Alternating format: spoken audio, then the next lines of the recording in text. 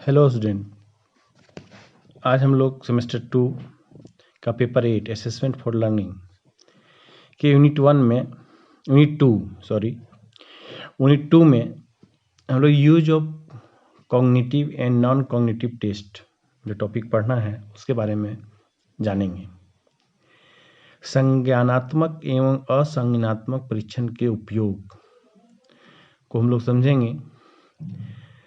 तो हम लोग पहले यह जानते हैं कि इसका उपयोग किन किन क्षेत्रों में होता है या किन किन एरिया में इसका उपयोग किया जाता है। इसमें इस संदर्भ में हम लोग आज चर्चा करेंगे। तो सबसे ज़्यादा देखिए इनके उपयोग के क्षेत्र हैं साइकोलॉजी मनोविज्ञान के क्षेत्र में, शिक्षा के क्षेत्र में, सेना के क्षेत्र में, उद्योग, व्यापार, प्रबंधन etc।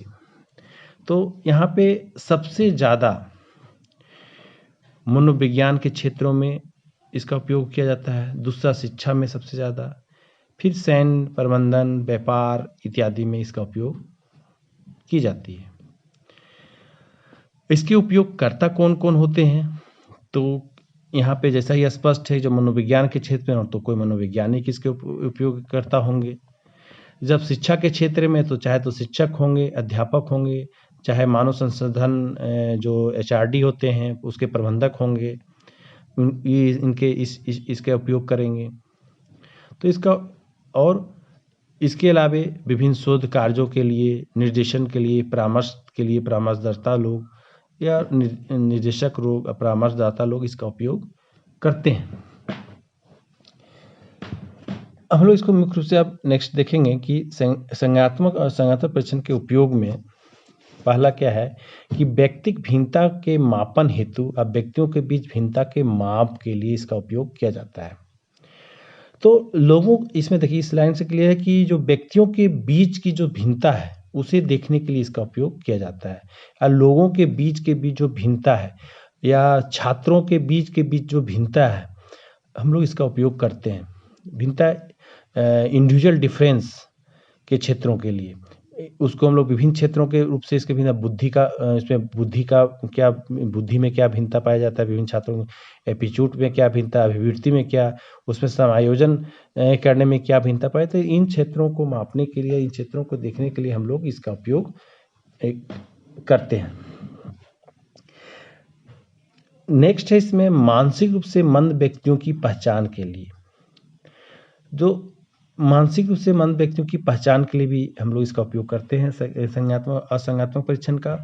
तो कोई बच्चा या कोई व्यक्ति अगर कुछ चीज़ कम सीख रहा हो या मानसिक रूप से मंद हो, सामान्य बच्चे से थोड़ा अलग हो, सामान्य बच्चों की अपेक्षा को थोड़ा कम सीख रहा हो, तो हम लोग इस तरह का या मेंटली रिटायर्ड पर्सन हो तो उसके जांचने के लिए, उसे परखने के लिए इसकी हम लोग उपयोग कर सकते हैं या करते हैं। फिर नैदानिक उपयोग अत्यधिक संवेदनात्मक विकार या अन्य प्रकार के व्यवहारगत समस्याओं की जांच के लिए। नैदानिक जैसा कि देखिए यहाँ पर बिल्कुल बोला गया नैदानिक उपयोग मतलब जिसका निदान करने के लिए। नैदानिक उपयोग से क्लियर है, क्लिनिक यूजेज में क्या है, कोई समस्या का पता लगा है तो उसके निदान के लिए हम लोग इसका उपयोग किया जाता है। जैसा कोई व्यवहारगत समस्याएं जो है जो छात्रों और व्यक्तियों के बीच या छात्रों हो या व्यक्तियों के बीच जो पाई जाती है, तो इन समस्याओं को समझने के लिए कि उसमें क्या आखिर व्यवहारगत इस समस्या क्या है उसे हम अच्छे से समझने के लिए, समझना क्यों जरूरी है, ताकि उस समस्या को हम निदान कर पाएं, उसका उपचार कर पाएं, उसके क्लिनिकल उसका यूज कर पाएं उसका।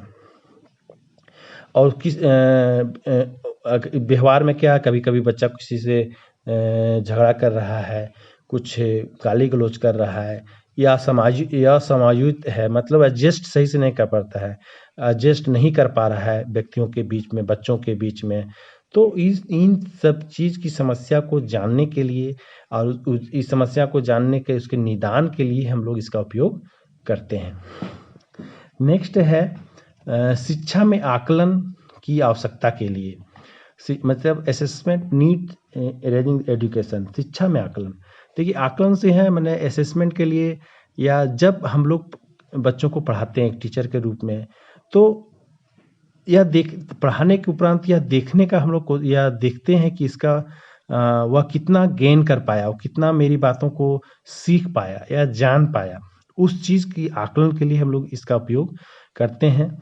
उसका व्यक्तिगत और फिर बच्चे की व्यक्तिगत विशेषताओं में उसकी प्रगति के लिए उसका जो चेंज ऑफ बिहेवियर, उसका बिहेवियर में कितना चेंज आया है, बिहेवियर में उसके व्यवहार में कितनी चेंजिंग आया है, उसकी आकलन के लिए लर्निंग के बाद, सीखने के बाद उसके व्यवहार में कितनी चेंजिंग आया है, उस आकलन के लिए भी हम लोग इसका उपयोग करते हैं।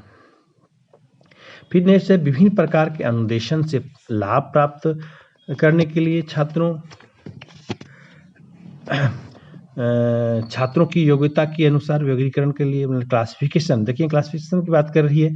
विभिन्न प्रकार मतलब अच्छा अनुदेशन देने के लिए, जैसे विभिन्न प्रकार के वर्गीकरण हम लोग क्यों करें क्लास में देखते हैं, आप पढ़ चुके हैं कि इसका ग्रुप ए का बच्चा है, ग्रुप बी का बच्चा है, एक वर्गीकरण किया गया है कि क्लास 8 में है लेकिन ए सेक्शन का है, बी सेक्शन का है, सी सेक्शन का है। तो एक वर्गीकरण क्लास में भी हम लोग एक वर्गीकरण अपने ध्यान में करते हैं कि जो बहुत तेज बच्चे होते हैं, हम लोग इसको इस तरह भी हम लोग समझने की कोशिश करते हैं कि देखिए क्लास में 3 टाइप के बच्चे हमेशा हम लोग को मिलते हैं शिक्षण कार्य के समय में।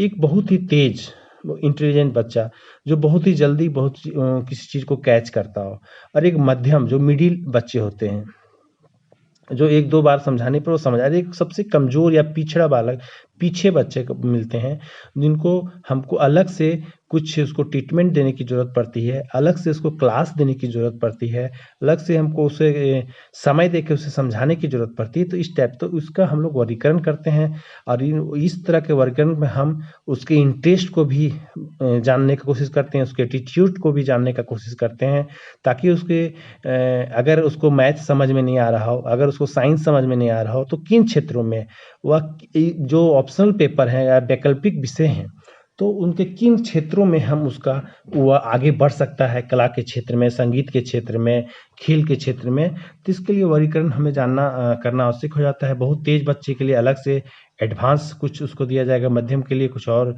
जो कमज़ोर टाइप के बच्चे हैं उनको अलग से कुछ हमको ट्रीटमेंट दिया जाएगा, अलग से क्लास की व्यवस्था करनी होगी, ताकि उसके सभी बच्चों के समान उसका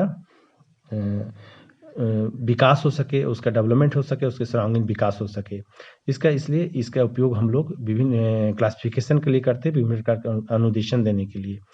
फिर नेक्स्ट पॉइंट इसमें आता है अत्यधिक मंद या तीव्र अधिगमकर्ता की पहचान के लिए। देखिए सेम चीज, जो अत्यधिक मंद हो, जो मैंने एक्सट्रीमली स्लो या फास्ट लर्नर, इसमें देखिए उसी बात है कि कोई है कि बहुत अत्यधिक मंद बच्चा है, तीव्र अधिगम जो बहुत तेज अधिगम, तो उसकी पहचान के लिए, तो दोनों के लिए हमको अलग रूप से देने से, उसको जो मंद बच्चे हैं उसको पढ़ाने के लिए हमको अलग से उसको ट्रीटमेंट देने के लिए हमको इसका प्रयोग करते हैं। संज्ञात्मक या असंज्ञात्मक परीक्षण का प्रयोग हम लोग इन बच्चों की पहचान के लिए भी किया जाता है। छात्रवृत्ति हेतु चयन के लिए जो सिलेक्शन ऑफ फॉर स्कॉलरशिप, जो छात्रवृत्ति जो चयन होता है, जैसे जनरली छात्रवृत्ति जो मिलती है, स्कॉलरशिप जो मिलती है, लेकिन कहीं पर आप देखिएगा नेशनल लेवल की छात्रवृत्ति कोई मेरिट बेस्ड पर दिया जाता है छात्रवृत्ति। तो मेरिट बेस पर उसका एक मेरिट लिया जाता है, कि एग्जाम के थ्रू होता है, उसको लोग निकालते हैं, तो उसमें उसको मेरिट बेस पर उसकी छात्रवृत्ति या स्कॉलरशिप मिलता है। तो उन क्षेत्रों में भी स्कॉलरशिप देने के लिए, उसकी भी सिलेक्शन के लिए हम संज्ञात्मक और असंज्ञात्मक परीक्षण का उपयोग, कॉग्निटिव और नॉन कॉग्निटिव परीक्षण का उपयोग हम लोग कर सकते हैं या करते हैं। फिर नेक्स्ट पॉइंट आता है उच्च विद्यालय एवं महाविद्यालय के छात्रों में शैक्षिक और व्यावसायिक परामर्श के लिए। देखिए उच्च विद्यालय या महाविद्यालय, जब बच्चे उच्च विद्यालय में पहुंचते हैं, मतलब हाई स्कूल या महाविद्यालय में पहुंचते हैं, तो उसका एक 2 तरह के काउंसलिंग होता है, परामर्श। काउंसलिंग का नाम होता है एजुकेशनल काउंसलिंग और वोकेशनल काउंसलिंग। मतलब कौन सा बच्चा को एजुकेशनल क्षेत्र में जाना है, कौन से बच्चे को व्यवसायिक क्षेत्र में, उसका एक काउंसलिंग होता है। तो उस तरह का कुछ टेस्ट होते हैं कि आपको ITI करना है, कुछ वोकेशनल कोर्स करना है, या सभी जनरली इस तरह का कि आप उच्च विद्यालय के बाद, हाई स्कूल के बाद, 10th के बाद, इंटर के बाद आप एक व्यवसायिक पाठ्यक्रम की ओर अग्रसर होते हैं। तो काउंसलिंग करने के लिए कि आपको किन क्षेत्रों में आपकी प्रगति हो सकेगी, तो इन क्षेत्रों की जानकारी के लिए हम लोग इस तरह का टेस्ट उसका उपयोग किया जाता है या किया जा सकता है। व्यावसायिक पाठ्यक्रमों में भी अभ्यर्थियों को चयन के लिए जो व्यावसायिक पाठ्यक्रम है, प्रोफेशनल कोर्सेज जो होते हैं, उसमें अभ्यर्थियों को चयन के लिए भी हम लोग इसका उपयोग करते हैं। प्रोफेशनल कोर्स में जनरली नॉर्मल कोर्स में भी आजकल किए जा रहे हैं इंटरेस्ट के माध्यम से एडमिशन होता है। वोकेशनल कोर्स में जैसे इंजीनियरिंग में जाना है, आपको मेडिकल लाइन में जाना है, तो उसके टेस्ट होते रहते हैं। तो जो व्यवसाय से संबंधित पाठ्यक्रम है, तो जो टेस्ट लिए जाते हैं, जो एग्जाम लिए जाते हैं, जो इंट्रेंस एग्जाम लिए जाते हैं एडमिशन लेने के लिए, तो वहाँ उसी संदर्भ में, उसी परिप्रेक्ष्य में यह टेस्ट लिया जाता है और उसी के लिए संज्ञात्मक या कॉग्निटिव और नॉन टेस्ट कहीं ना कहीं हमें मदद करती है, ली जाती है। अर्हता परीक्षण या नौकरी की परीक्षण के लिए देखिए, अर्हता परीक्षण जो एलिजिबिलिटी है, तो एलिजिबिलिटी के लिए हम लोग सीटेट देते हैं, जेटेट देते हैं। अगर टीचर की सिंपल नौकरी की बात करते हैं, टीचर बनने के लिए तो एक एलिजिबिलिटी टेस्ट होता है। तो एलिजिबिलिटी क्या है, सीटेट क्या है, यदि सेंट्रल एलिजिबिलिटी टेस्ट उसका फुल फॉर्म भी है, तो या झारखंड टेस्ट। तो एक सिंपल यहाँ एग्जांपल हम लोग रहने के शिक्षक बनने के लिए अर्हता का हम लोग टेस्ट, तो वो भी एक इसी के अंतर्गत आता है। या कोई नौकरी पाने के लिए भी विभिन्न तरह के एग्जाम, कोई बैंक का जॉब लेने के लिए, कोई प्रोफेसर बनने के लिए भी नेट एग्जाम से गुजरना पड़ता है, चाहे कोई मतलब किसी भी चीज़ का जो एग्जाम होते हैं जो नौकरी पाने के लिए, चाहे बैंक का क्षेत्र हो, चाहे किसी भी क्षेत्र में, किसी भी एरिया में का जो हम लोग एसएससी के थ्रू या जेएससी के थ्रू या सेंट्रल गवर्नमेंट के थ्रू विभिन्न तरह के एग्जाम के थ्रू नौकरी पाने के लिए भी, जॉब पाने के लिए भी हम इस तरह का टेस्ट का प्रयोग किया जाता है। आधारभूत अनुसंधान के लिए जैसे basic research, use for basic research, हम लोग आधारभूत जो बेसिक रिसर्च होते हैं, जो शोध कार्य होते हैं, रिसर्च जो होते हैं, उन क्षेत्रों में भी बेसिकली इसका प्रयोग किया जाता है। कॉग्निटिव और नॉन कॉग्निटिव टेस्ट का यूज इन क्षेत्रों में भी, रिसर्च के क्षेत्रों में भी, शोध कार्यों के क्षेत्रों में भी किया जाता है। फिर विभिन्न शैक्षिक प्रक्रियाओं की सापेक्षिक प्रभावशीलता के लिए, तो जो विभिन्न शैक्षिक प्रक्रिया है, विभिन्न तरह की शैक्षिक प्रक्रियाओं के सापेक्षिक प्रभावशीलता के लिए, मतलब जो हम लोग एक शैक्षिक जो इफेक्टिव शैक्षिक प्रक्रिया से गुजरते हैं, प्रोसेस होते हैं, तो उसकी प्रभावशीलता, उसकी प्रभाव कहाँ तक, किन क्षेत्रों तक उसकी प्रभावशीलता क्या दिख रही है, उसका सोशल डेवलपमेंट कैसा हुआ, उसका कॉग्निटिव डेवलपमेंट कैसा, उसका नॉन कॉग्निटिव डेवलपमेंट कैसी हुई, उसका मोरल डेवलपमेंट या जो भी है, उसकी डेवलपमेंट पर जिसकी प्रभावशीलता क्या पड़ी, उस चीज़ को जानने के लिए, इस चीज़ को परखने के लिए हम लोग इन संज्ञात्मक या संज्ञात्मक परीक्षण का, कॉग्निटिव और नॉन कॉग्निटिव परीक्षण का हम लोग उपयोग कर सकते हैं, करते हैं। देखिए, कॉग्निटिव और नॉन कॉग्निटिव परीक्षण के उपयोग में, जैसे संज्ञात्मक के परीक्षण का उपयोग, तो उसमें अदर देन एजुकेशनल यूज, इतना जो भी हम लोग इसके पहले पढ़े वह क्या, तो जनरली एजुकेशनल यूज के लिए किया जाता है। इसके बाद हम लोग एजुकेशनल यूज के अलावे भी किन्हीं बहुत सारे ऐसे क्षेत्र होते हैं जिसमें इसका प्रयोग किया जाता है, जैसे सैन्य कर्मियों के चयन वर्गीकरण के लिए। देखिए, बेसिकली क्या था कि शुरुआत इसकी जो इन तरह के टेस्ट की जो शुरुआत हुई थी, तो सैन्य कर्मियों की टेस्ट में, सैन्य विभाग में या सेना के चयन के लिए ही किया गया था। इसके अफसर ग्रेड का इसके वर्गीकरण के लिए किया जाता है। औद्योगिक कर्मियों के चयन वर्गीकरण के लिए उच्च स्तर अधिकारियों से लेकर निम्न स्तर के कर्मियों के संदर्भ में भी इसका उपयोग किया जाता है। व्यक्तिगत परामर्श के लिए जो इंडिविजुअल काउंसलिंग होता है, व्यक्तिगत परामर्श होते हैं, इन क्षेत्रों में भी इसका प्रयोग किया जाता है। व्यक्तिगत विकास और आत्मबोध के लिए और मनोचिकित्सक के परिणाम को जानने के लिए, जो साइकियाट्री होते हैं, जो मनोचिकित्सक होते हैं, उसके परिणाम भी जानने के लिए भी हम लोग इसका प्रयोग करते हैं या कर सकते हैं। तो आज हम लोग इसको अच्छे से पढ़े, जाने। नेक्स्ट टॉपिक हम लोग फिर नेक्स्ट वीडियो में जानेंगे। Thank you.